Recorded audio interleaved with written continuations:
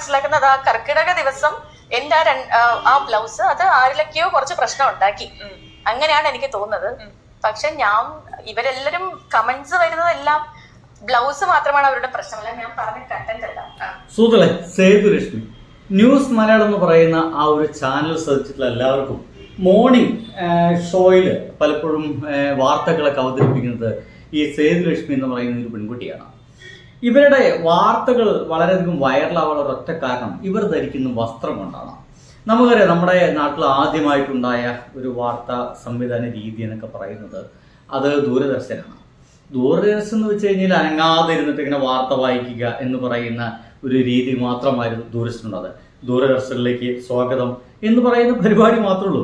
അതിനപ്പുറത്തേക്ക് ദൂരദർശനിൽ ഒരു ഇളക്കം പോലും അതിലുണ്ടാകുന്നില്ല. അതൊക്കെ കഴിഞ്ഞ് കുറച്ച് കാലം കഴിഞ്ഞപ്പോൾ എനിക്ക് തോന്നുന്നു നികേഷ് കുമാറാണ് ആദ്യമായിട്ട് വാർത്ത അവതരണ രീതിയിൽ ഒരു വിപ്ലവകരമായിട്ടുള്ള മാറ്റമൊക്കെ ഉണ്ടാക്കുന്നത്. അദ്ദേഹമാണ് ആദ്യമായിട്ട് കൈകൾ ഇങ്ങനെ വെച്ചിട്ട് ഈ ഒരു സൈഡിലേക്ക് കൈയൊക്കെ ഇങ്ങനെ വെച്ചിട്ട് വാർത്ത അവതരിപ്പിക്കുന്ന ഒരു ചരിത്രം സൃഷ്ടിച്ചത്. ഒരു സംശയമില്ല, മലയാളത്തിൽ വാർത്ത അവതരണ രീതിയിൽ ചരിത്രം സൃഷ്ടിച്ച് നികേഷ് കുമാറാണ്.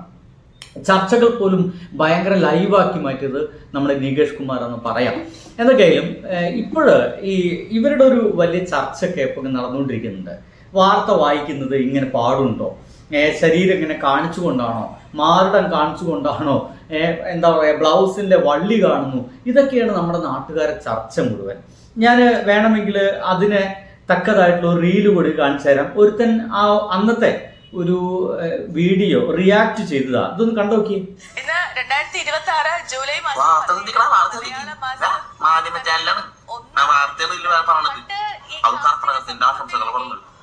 കഷ്ടകാലമായിരുന്നു എന്നതുകൊണ്ട് തന്നെ കർക്കിടക മാസത്തിനെ ഇപ്പോഴും പണ്ട് മാത്രമല്ല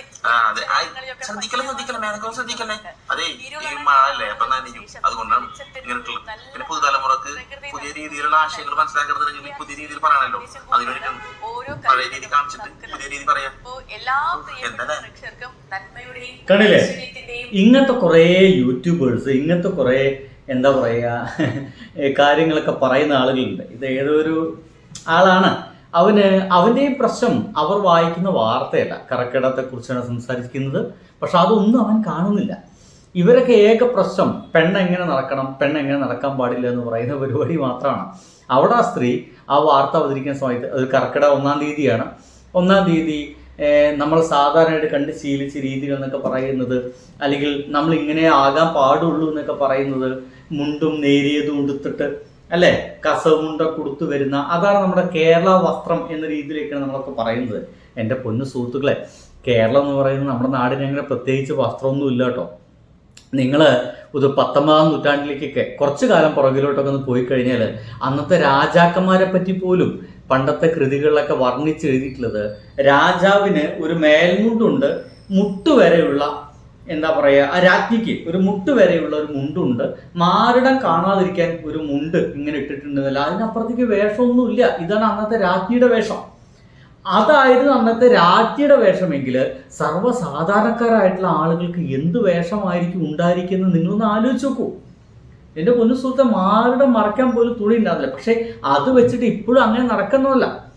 ഞാൻ പറഞ്ഞത് അതിൽ നിന്നൊക്കെ എത്രയോ മാറ്റം വന്ന് നമ്മൾ ഏറെക്കുറെ പുരോഗമന ചിന്താഗതിയിലേക്കൊക്കെ വന്നിട്ടുണ്ട്. ഇപ്പോഴും ഈ കാലഘട്ടത്തിലും ഒരു സ്ത്രീയുടെ ബ്ലൗസിൻ്റെ ഒരു വള്ളി കണ്ടു കഴിഞ്ഞാൽ, ഒരു ക്ലീവേജ് കണ്ടു കഴിഞ്ഞാൽ ആളുകൾ ഇളക്കാൻ സാധിക്കും, അല്ലെങ്കിൽ അതുകൊണ്ട് വലിയ വ്യൂവർഷിപ്പ് ഉണ്ടാക്കാൻ സാധിക്കുന്നൊക്കെ ചിന്തിക്കുന്ന ആളുകളൊക്കെ ഉണ്ടല്ലോ. അതിനേക്കാൾ അപ്പുറത്ത് അവരെന്താണ് വാർത്ത വായിക്കുന്നത്, അതിൻ്റെ കോണ്ടന്റ് എന്താണ്, അതിനെപ്പറ്റി ആർക്കും ഒരു ചർച്ചയും ഇല്ലെന്നുള്ളതാണ്. കർക്കിടകത്തിലാണ് വാർത്ത വായിച്ചത്. ചോദിക്കുന്ന ചോദ്യങ്ങളൊക്കെ ഭയങ്കര രസമാണ്. കർക്കിടക ദിനത്തിൽ ഈ മലയാളികൾ അപമാനിക്കാൻ വേണ്ടി ഇങ്ങനത്തെ വസ്ത്രമൊക്കെ ഇട്ട് വരാൻ പാടുണ്ടോ എന്ന് പറയുന്ന ചോദ്യങ്ങളൊക്കെയാണ് പലരും ചോദിക്കുന്നത്. ഇവർ തന്നെ പറയുന്നത് ഇങ്ങനെയാണ്. ഞാൻ ഇപ്പോഴും മനസ്സിലാക്കുന്നത് ആ കർക്കിടക ദിവസം എന്റെ ആ ബ്ലൗസ് അത് ആരിലൊക്കെയോ കുറച്ച് പ്രശ്നം ഉണ്ടാക്കി, അങ്ങനെയാണ് എനിക്ക് തോന്നുന്നത്. ഇവരെല്ലാരും കമന്റ്സ് വരുന്നതെല്ലാം ബ്ലൗസ് മാത്രമാണ് അവരുടെ പ്രശ്നമല്ല, ഞാൻ പറഞ്ഞ കണ്ടന്റ് അല്ല. അതെ. അപ്പം അതിൽ നിങ്ങൾക്ക് പ്രശ്നമുണ്ടെങ്കിൽ നിങ്ങൾ എന്നോട് പറയണം. ഞാൻ നിങ്ങളിലേക്ക് എത്തിക്കുന്ന ഇൻഫർമേഷൻ തെറ്റാണെങ്കിൽ ഓഫ് കോഴ്സ് നിങ്ങൾ അത് ചൂണ്ടിക്കാണിക്കണം. അത് തെറ്റാണ്, അതിലൊരു മിസ്റ്റേക്ക് ഉണ്ട്. അല്ലാതെ വസ്ത്രം അത് എങ്ങനെയാണ് കുടുംബത്തോടൊപ്പം ഇരുന്നത് കാണാൻ പറ്റുന്നില്ല എന്നൊക്കെ പറയുന്നതിന്റെ ഒരു ലോജിക്ക് എനിക്ക് മനസ്സിലാവുന്നില്ല. ഒരു വള്ളി കണ്ടാൽ പ്രശ്നം, അല്ലെങ്കിൽ ഒരു കൈ കണ്ടാലൊക്കെ എങ്ങനെയാണ് കേരളത്തിൽ അതൊരു പ്രശ്നമായിട്ട് വരാന്ന് അതിന്റെ ഒരു ലോജിക് ആണ് സുഹൃത്തെ. ഇവിടെ നാട്ടിൽ അങ്ങനെ വലിയ പ്രശ്നമാണ്. ഇവിടെ നാട്ടിലത്തെ ആളുകളുടെ ചർച്ച പലപ്പോഴും സ്ത്രീയാണ്.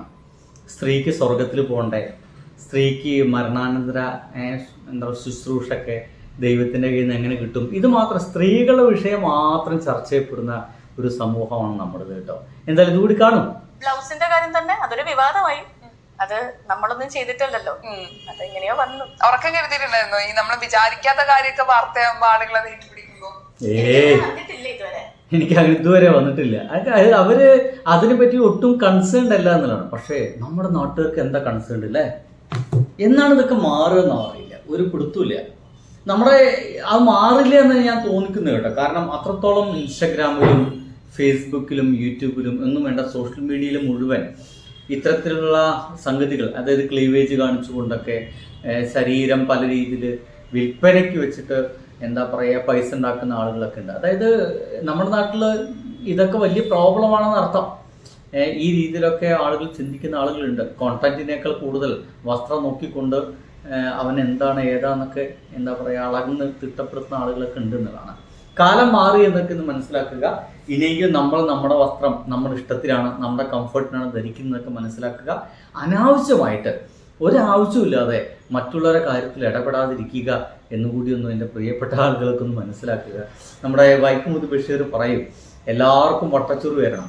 അങ്ങനെയാണെങ്കിൽ ഒരാളും മറ്റൊരാളുടെ എന്താ പറയുക ചൊറി നോക്കാൻ നടക്കില്ലല്ലോ. സ്വന്തം ചൊറി തന്നെ ചൊറിഞ്ഞ് സുഖിച്ച് അവിടെ കുതിരുന്നു പറയുന്ന പോലെയാണ്. ആശംസകൾ.